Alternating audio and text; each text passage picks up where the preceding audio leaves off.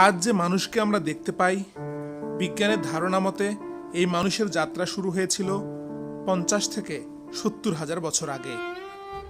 তারও আগে কয়েক লক্ষ বছর লেগেছে এই প্রাণীটির মানুষ হয়ে উঠতে।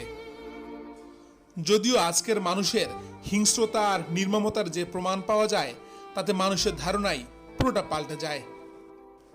সৃষ্টির সেরা জীব হিসেবে পরিচিত এই মানুষ হয়ে ওঠে নিষ্ঠুর ও বর্বর এক হিংস্র প্রাণী। মানুষের হিংস্রতা আর অমানবিকতার সবচেয়ে বড় নিদর্শন হচ্ছে কৃতদাস প্রথা। একজন মানুষ আরেকজন মানুষকে পশুর মতো মনে করত। কৃতদাস প্রথাই মানব ইতিহাসের সবচেয়ে দীর্ঘতম নির্মম ও নৃশংসতার ঘটনা।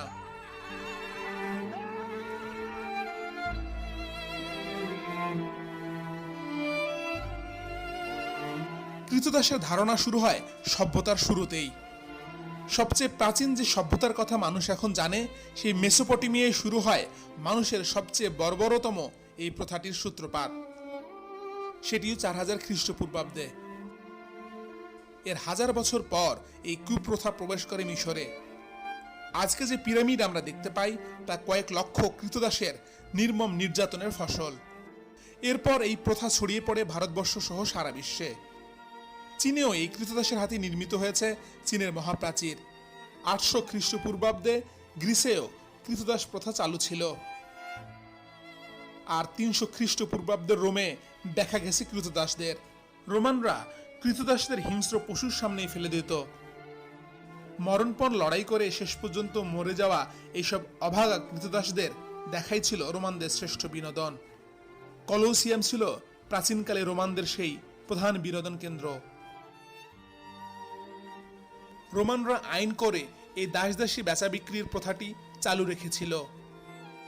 একসময় ইটালির মোট জনসংখ্যার 15% হয়ে উঠেছিল কৃতদাস।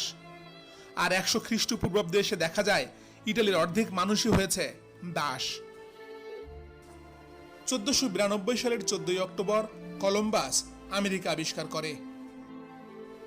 আমেরিকার বিশাল অনাবাদী জমিতে কৃষিকাজের জন্য প্রয়োজন পড়ে কৃষক শ্রমিকের।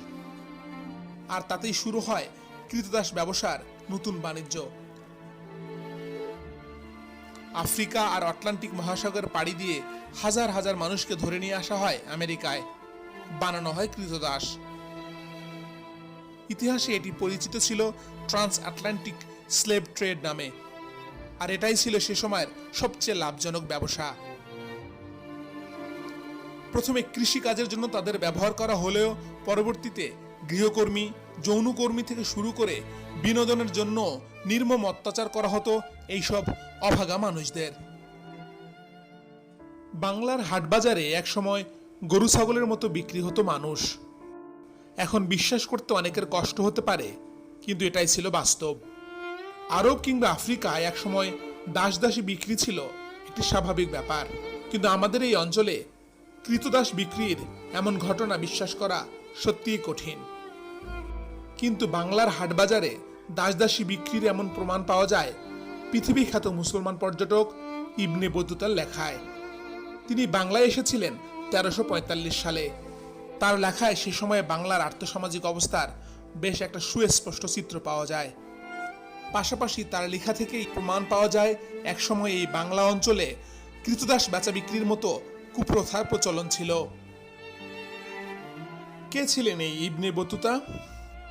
ইবনে বতুতা ছিলেন মরক্কোর একজন নামকরা অভিযাত্রী। বাংলাদেশের মানুষের কাছে তিনি ছিলেন বেশ পরিচিত।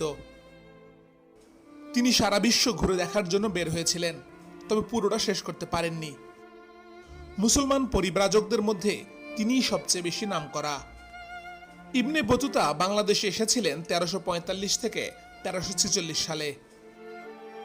তার এদেশে আসার মূল কারণই হলো ইসলামের বিশাল ব্যক্তিত্ব হযরত শাহজালালকে স্বচক্ষে দেখা এবং তার সান্নিধ্য লাভ করা। আফ্রিকা ও মধ্য এশিয়ার দেশ ঘোরা শেষে তিনি প্রথমে আসেন দিল্লিতে, সেখান থেকে আসেন আমাদের এই বাংলায়। ইবনে বতুতা চট্টগ্রাম বন্দরে এসে নেমে সেখান থেকে প্রথমে যান সিলেটে। সিলেটে তিনি 3 দিন থাকেন। সেখানে তিনি হযরত শাহজালালের সাথে সাক্ষাৎ শেষে 50 দিন ধরে নদীপথে তিনি সোনারগাঁওয়ে এসে পৌঁছান। আর সোনারগাঁ থেকে জাহাজে চলে যান ইন্দোনেশিয়ার জাভায়। তা থেকেই জানা যায় সে সময় বাংলা খাদ্যে স্বয়ংসম্পূর্ণ ছিল। ধান, চাল আর গরু ছাগলের উৎপাদন ছিল প্রচুর। তবে দরিদ্র মানুষের সংখ্যাও কম ছিল না। এই দরিদ্র মানুষগুলোকেই তিনি হাটে বাজারে বিক্রি হতে দেখেছেন। ধনী ব্যক্তিরা হাটে গিয়ে এককালীন টাকা দিয়েই কিনে নিত এইসব গরিব মানুষকে, যাদেরকে পরবর্তীতে তাদের গৃহকাজের জন্য অথবা কৃষি কাজের জন্য ব্যবহার করা হতো। ইবনে বতুতা নিজেও একজন কৃতদাস কিনেছিলেন বাজার থেকে। সে সময় কেমন দামে বিক্রি হতো একজন কৃতদাস? বতুতার বর্ণনা অনুযায়ী জানা যাচ্ছে একজন সুন্দরী দাসী বিক্রি হতে তিনি দেখেছেন 7 টাকায়। ইবনে বতুতা যখন বাংলায় আসেন তখন 7 টাকায় 8.5 মণ চাল পাওয়া যেত। বর্তমানে চালের মণ 2500 টাকা হলে সেই হিসাবে এখনকার 10 থেকে 12,000 টাকায় পাওয়া যেত একজন দাসী। আবার একটি দুধেল গাই কিনতে সে সময় লাগতো 21 টাকা। তার মানে কেউ একটি গরু বিক্রি করে সেই অর্থ দিয়েই 3 জন সুন্দরী দাসী কিনতে পারতেন। অন্য আরেকটি হিসাবে দেখা যাচ্ছে সেই সময় 7 টাকায় পাওয়া যেত 28 মণ ধান। আর আজকের হিসাবে ধানের মণ 700 থেকে 1000 টাকা ধরলে একজন সুন্দরী দাসীর জন্য খরচ করতে হতো 20 থেকে 28,000 টাকা।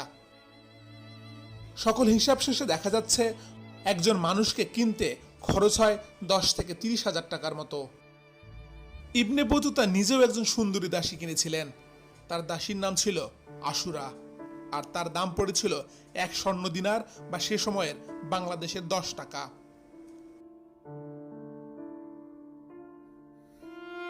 আর তার একজন সহযাত্রী 2 স্বর্ণ দিনার বা 20 টাকা দিয়ে কিনেছিল একজন অল্প বয়সী দাসী, যার নাম ছিল লুলু।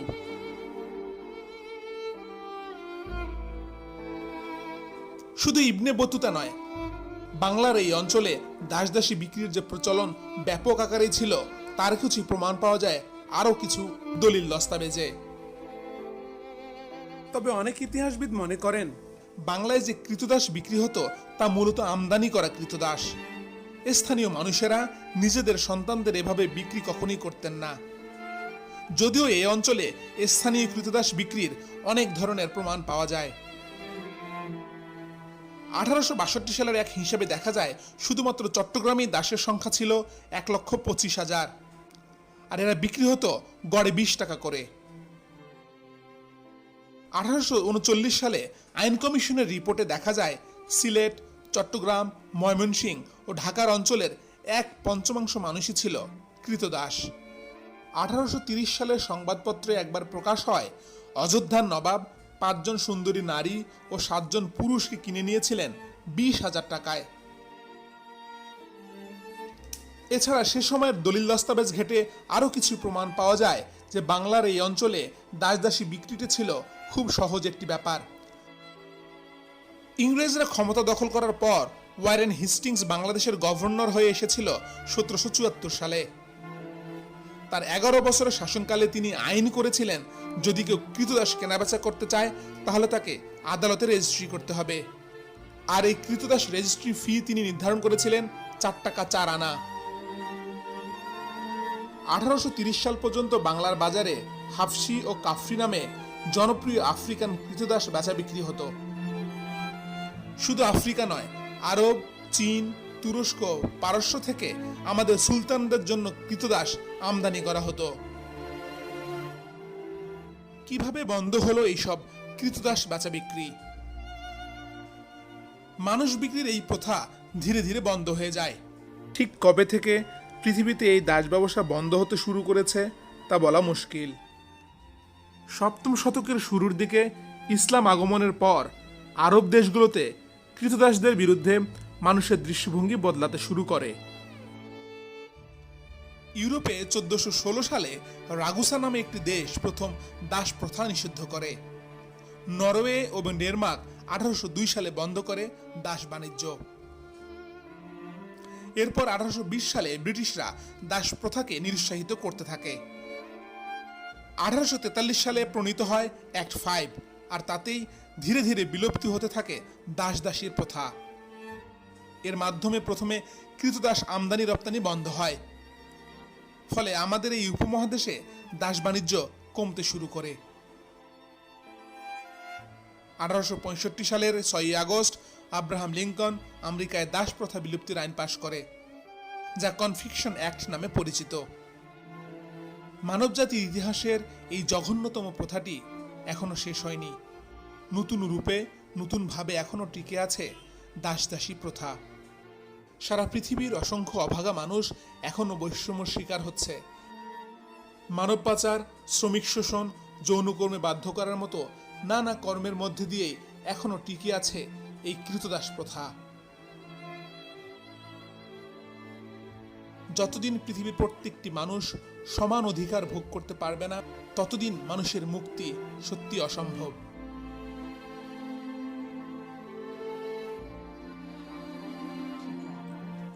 আজ এ পর্যন্তই।